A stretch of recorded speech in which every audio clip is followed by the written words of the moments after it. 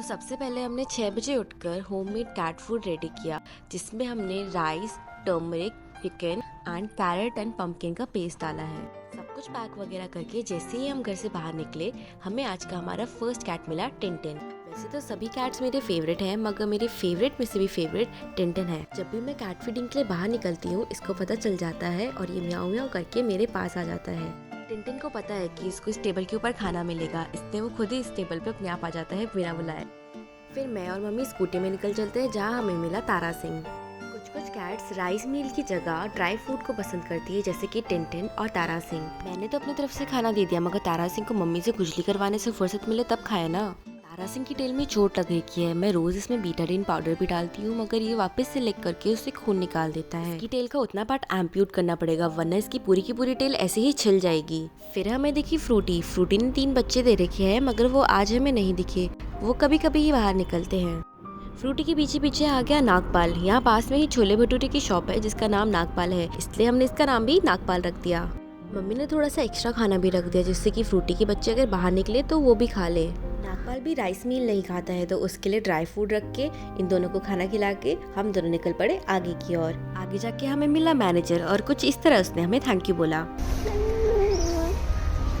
फिर हमें मिली little baby lily बस 2 महीने की थी जब हमारे पास सबसे पहली बार आई थी। हमने आज तक इसकी मदर को कभी नहीं देखा। पहले तो लिली मेरे सामने बिल्कुल भी नहीं आती थी, मगर आजकल कुछ टाइम से ये ऐसे ही खाने से पहले मेरे आसपास ऐसे डोलती रहती है। कई सारी कैट्स को खाने से ज्यादा प्यार की भूख होती है।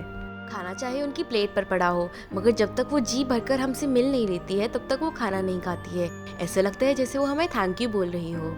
हमारे पहुंचने से पहले ही मिकू हमें लेने आ गई। कुछ टाइम पहले ही मिकू स्पे होकर वापस आई है। हमारी कैट फीडिंग की जर्नी मिकू से ही स्टार्ट हुई है। पहले हम फीडिंग के लिए रेगुलरली नहीं जाते थे, हम कभी भी जब मन करे तब चले जाते थे।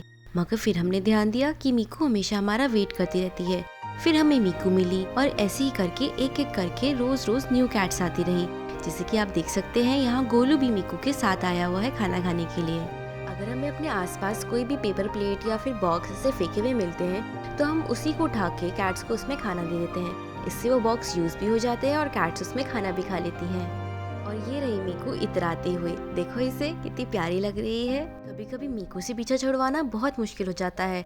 ये हमें फॉलो करती रहती है, मगर उसको खाना भी तो खाना है ना, तो इसलिए हम उसको खूब सारा प्यार देते हैं जब तक वो खाना खाने के लिए नहीं बैठ जाती। और जब वो खाना खाने बैठ जाती है तो हम चुपके से भाग जाते हैं। मीकू इतनी फ्रेंडली पहले से नहीं है। जब तक हम उसका खाना छोड़कर कहीं दूर ना चले जाए, तब तक वो बाहर ही नहीं आती थी। जब वो हमें मिली थी तब वो बहुत ही ज्यादा स्किनी और डिहाइड्रेटेड थी।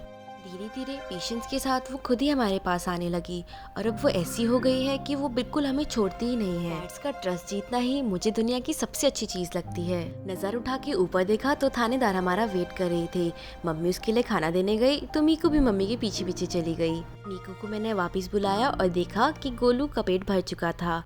गोलू ने थोड़ी स्ट्रेचिंग की और अब वो मीकू की खाने की ओर बढ़ने लगा। मीकू खाना खाने ही वाली थी कि इतने में मम्मी आ गई। मम्मी को देख के वो फिर से जमीन में ऐसे लूट-फूट होने लगी। पता नहीं कब ये लड़की खाना खाएगी। मम्मी ने उसे हवा में उठाया और वापस खाने की ओर रख दिया। मम्मी ने उसे खूब सारा पेट किया, जिससे कि उसके बाद वो एटलीस्ट खाना खा ले। पार्क से बाहर निकले तो हमने देखा कि डब्बू गाड़ी के नीचे बैठा है।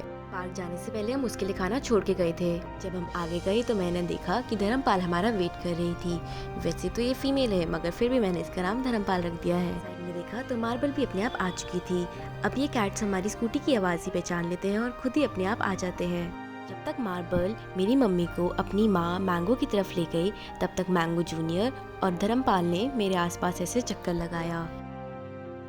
अब मार्बल और मैंगो जूनियर की मम्मी मैंगो भी यहाँ आ चुकी है। इन तीनों को खाना देके मैं चली गई धर्मपाल के पास। कुछ दिन पहले हमें पता चला कि धर्मपाल ने 3 बच्चे दे रखे थे। हमने उनको सिर्फ 2 ही दिन खाना खिलाया, मगर पिछले 2 दिन से वो हमें नहीं दिख रहे हैं। आई होप कि वो जहाँ भी हो ठीक हो। अपने अगले स्टॉप की तरफ हम जा ही रहे थे कि काका और फीफी हमें खुद ही लेने आ गए। इनको भी मैं तब से फीड कर रही हूँ जब ये बहुत नन्हे से थे। अब ये इतने ट्रेन हो गए हैं कि इनको पता है कि इनका खाना कब और कहाँ आएगा। पहले ये अपनी मम्मा के साथ रहते थे, मगर क्योंकि अब ये बड़े हो गए हैं, इसलिए इनकी मम्मा इनको अब छोड़ के चली गई है। पहले ये भी डरपोक और एकदम फेरल थे। फिर उसके बाद मैंने इनको धीरे धीरे करके ह्यूमन टच सिखाया, और अब ये खुद ही आ जाते हैं मेरे पास पेट्स लेने के लिए। अपने अगले स्पॉट में गए तो हमें मिला एंथनी, जो ये गुत्थी सुलझा रहा था कि आखिर हमारे पास नीचे कैसे आए। फिर भी जैसे तैसे हिम्मत करके वो नीचे आया हमारे पास, और फिर उसके बाद म्याऊं म्याऊं करके रोने लगा।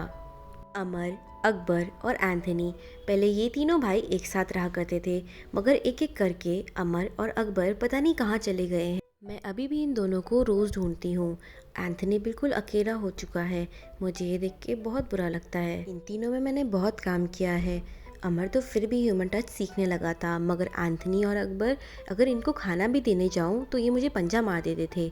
मगर अब एंथनी ऐसा नहीं करता है, वो भी थोड़ा थोड़ा ह्यूमन टच सीखने लगा है। मोस्टली मैं कैट्स को कार के नीचे ही खाना देना प्रेफर करती हूँ, क्योंकि वहाँ पे उनको सेफ लगता है और डॉग अटैक से भी बच सकते हैं। हम अपनी अगली स्पॉट की तरफ जाते हैं तो देखते हैं कि वहाँ पर कैट्स हमारा ऑलरेडी वेट कर रही हैं। हमें देखते ही वो भाग भाग के हमारी तरफ आने लगती हैं। इस वाले पार्क में तो टोटल 7 कैट्स हर रोज हमारा वेट करती हैं।